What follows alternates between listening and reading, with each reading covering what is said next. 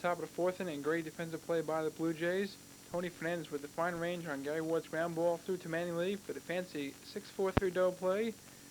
Nice play started by Toronto shortstop Tony Fernandez. In the bottom of the fourth inning, Detroit reliever Frank Tanana with a strange pitch. As he stoned and threw a pitch behind Rance Melenic's back, Mike Heath saved the run with the catch. The Blue Jays won by a score of 11-5. On the top of the ninth inning, Tigers made things interesting with back-to-back home runs. First, Alan Trammell sent Jimmy Keith's first pitch of the ninth inning over the left field wall for his 8th home run in the season, and the score was 11-3. Then Cecil Fielder belted Keith's next pitch for his 35th home run, and the score was 11-4 Toronto. Then an off-camera home run by Gary Ward made the score 11-5. That was the final. Jimmy Keith got the win. He's 7-5. Jack Morris took the loss. He's 9-14. Tuesday evening from Shea Stadium in New York, after a rain delay of 1 hour and 41 minutes, the Mets took on the Philadelphia Phillies and lost to them by a score of 9-0. In the top of the second inning with no score, Ricky Jordan doubled down the left field line. This knocked in Charlie Hayes, but Dickie Thon was thrown out at home plate. The play went 7-6-2 as Mario Diaz's throw to Mackey Sasson nailed Dickie Thon at home plate, 1-0 Philadelphia. Then in the top of the fifth inning, a double by Darren Dalton made the score 2-0. Then the Phils went up 3-0 as Len Dykstra doubled down the right field line. This knocked in Dalton, and the Phillies led at 3-0 in the top of the fifth inning. A single by Tommy Herr made the score 4-0. It was a tough night for Mets starter Frank Viola, as he allowed 6 runs, 5 earned on 8 hits over 5 1/3 to get the loss in this game. His counterpart, Jose De Jesus, fared much better. In fact, in the top of the sixth inning, he walked with the bases loaded to knock in his first Major League RBI as Dickie Thon scored. The Phils led 6-0. The walk was given up by Alejandro Pena, who also gave up a solo home run to Von Hayes in the top of the seventh inning. It was Hayes' 13th home run, and the Phils led 8-0 in the top of the seventh inning. Then some fans ran onto the field at Shea Stadium. They will be arrested. No way that guy's going to get over that fence, Harry. No way. I think he's got a little too much dirt. Those were the voices of Philadelphia announcers Andy Musser and Harry Callis, as they described the fans trying to get it over the fence. As you can see, they were not very successful, and eventually they were arrested by some of New York's finest. The Phillies went on to win this game by a score of 9-0. The big story was Philadelphia starter Jose De Jesus, who pitched his first Major League complete game and shutout as he two-hit the Mets. Mark Harrion grounded out 1-6-3 to end the game. De Jesus raised the record to 3-3. Frank Viola got the loss. He dropped to 15-6 as the Mets lost their 4th straight as they lost to the Phillies by a score of 9-0. First game of the doubleheader tonight in Atlanta as the Atlanta Braves take on the San Diego Padres. And in the top of the first, Jack Clark quickly goes to work on Tom Glavine, ripping a double down the left field line. This brings Tony Gwynn around to score, and San Diego is up 1-0 at the end of 1. For Clark, this is his 44th RBI of the year. Then in the top of the fourth, with San Diego still up 1-0, Roberto Alomar steps to the plate against Glavine, and he rips Glavine to right field. This brings Gary Templeton around to score, and San Diego goes up 2-0. And for Alomar, this is his 46th RBI of the year.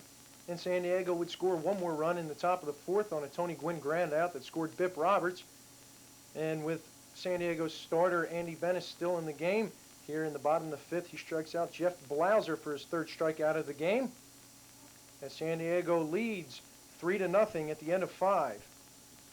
And San Diego would go up 5-0 after Atlanta reliever Tony Castillo let up a walk and a wild pitch. But then in the bottom of the 8th, Dave Justice would take Andy Bennis deep for his 9th home run of the year, as Homer the Brave loads up the cannon.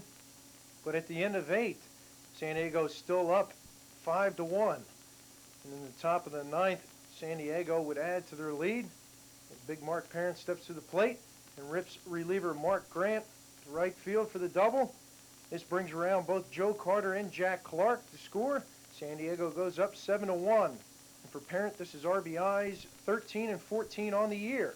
Then San Diego reliever Greg Harris would enter the game in the bottom of the 9th. Here he gets Dave Justice to pop out for the last out of the game. San Diego goes on to win 7-2. Andy Bennis is the winning pitcher. He's 8-8. Tom Glavine, the loser, he's 6-8. And Greg Harris picks up his 6th save of the year. Atlanta manager Bobby Cox looking to snap a 6-game losing streak in the second game of the doubleheader to the San Diego Padres. In the top of the first, San Diego jumps out to a quick lead as Tony Gwynn rips a single to right field to score Roberto Alomar. is for Gwynn. This is his 52nd RBI of the year, and San Diego is up 1-0. And then Mike Pagliarillo steps to the plate. Alan Treadway can't handle the ground ball. This brings around Jack Clark to score, and San Diego is up 2-0. And then the top of the second, Joe Carter gets a sacrifice fly for RBI number 85 on the year. This scores Roberto Alomar, and San Diego now up 4-0. But in the bottom of the second, it would be Dave Justice once again to get Atlanta on the board, as Justice takes Eric Schau deep to right field for his 10th home run of the year and his 2nd home run of the night. And at the end of 2, San Diego up 4-1. But then in the bottom of the 4th, with San Diego up 5-0, once again it was Dave Justice stepping to the plate. Eric Schau still on the mound for San Diego. And once again, Justice goes deep to right field. For Justice, this is his 2nd home run of the game, his 3rd home run of the night, his 11th home run on the year, and his 31st RBI. And San Diego is still up after 4, 5-2. But then in the top of the 5th, Mike Pagliarillo would cap a 5-run San Diego charge as he rips the single to center field. This scores Jack Clark and Joe Carter. San Diego goes up 10-2. And at the end of 5, San Diego up 11-2. But once again, in the bottom of the 7th, it was Dave Justice. Here he rips a single off Eric Schau. This scores Ron Gant, and this cuts San Diego's lead to 11-6. And then in the bottom of the 8th, it was once again Dave Justice. Here he rips a single that scores Lonnie Smith, and it makes the score San Diego 11-8. And for Justice, this was his 4th RBI of the game and his 5th of the night. But Craig Lefferts would enter for starter Eric Schau, and here he gets Jeff Blauser to pop up for the last out of the game. As San Diego goes on to win 11-9, Eric Schau gets the win. He's 3-8. Marty Clary gets the loss. He's 1-9, and Craig Lefferts gets his 16th save of the year. Baseball Commissioner Fay Vincent on hand Tuesday night in Pittsburgh as the Pirates played host to the Montreal Expos. In the top of the 1st, the Expos jumped out to an early lead as Marquise Grissom gets his 17th RBI of the year off of John Smiley.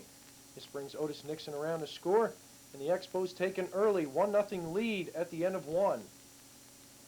But things would start to fall apart a little bit on the Montreal Expos as we take a look at Greg Walker, big hole in his knee.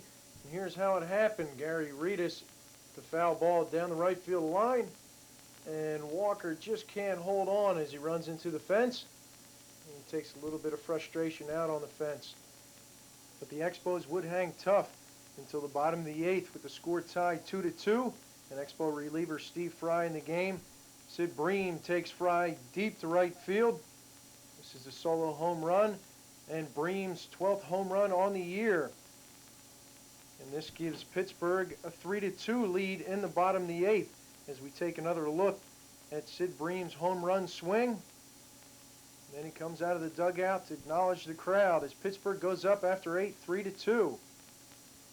But in the top of the 9th, Otis Nixon can get his 10th RBI of the year as he loops one in the center field. This brings Dave Martinez around to score, and now the score is tied 3-3 after the top of the 9th. And on into extras we go. And in the top of the 11th, with Scott Ruskin on the mound and Dave Martinez at the plate, Martinez pops one straight up behind home plate. Don Slaught can't get the handle on it. As we take another look, as Slaught just flat out drops the ball.